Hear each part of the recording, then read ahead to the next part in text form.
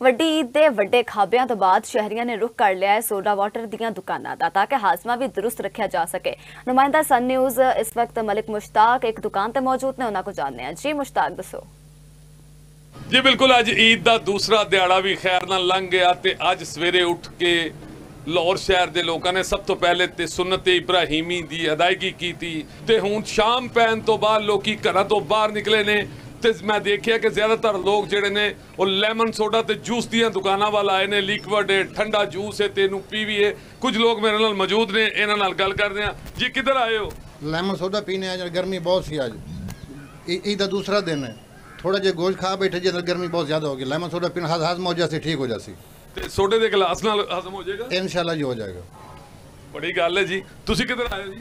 जनाब मेरी हाज़िरी तो होती है कराची से, मैं कराची से आया हूँ, फर्स्ट टाइम आया हूँ लाहौर। माशाल्लाह नाम ही नाम सुना था, आया तो बहुत अच्छा लगा और ख़ाने पीने की तो कमी महसूस नहीं हो रही कराची की। यहाँ पे ही माशाल्लाह भाई बड़े टेस्ट वाले लोग और बड़े अच्छे लोग हैं। आप पी क्या रहे हैं इस वक्त? ये मैं फिल वक्त भाई ये लेमन जूस पी रहा हूँ और क्या बात है, जैसे ही पिया तो माशाल्लाह वाह वाह हो गई है। ठंड पै गई है ना? की गल है यार। तुसी दसो जी। ਅਸੀਂ मैंगो शेक पी रहे हैं जी।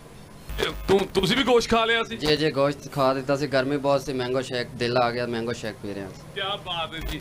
ने गुफ्तगू सुनी है तुसी कि शहरियां ने गोश्त खादा ते रज के खादा है ते ईद दे दूसरे दिहाड़े गोश्त खा के ते हुण गोश्त नूं हजम करन दा सब तो बेहतरीन तरीका है कि लेमन सोडा या कोई ऐसा लिक्विड जूस पीता जाए जिहड़ा जाके ते गोश्त नूं फीती कर देवे ते बिल्कुल गोश्त हजम हो जाए। जी जी मलिक मुश्ताक, तुसी आगाह कर रहे सी, तुहाडा शुक्रिया। आगे वधे तुहानूं दसीए कि ईद दा दिन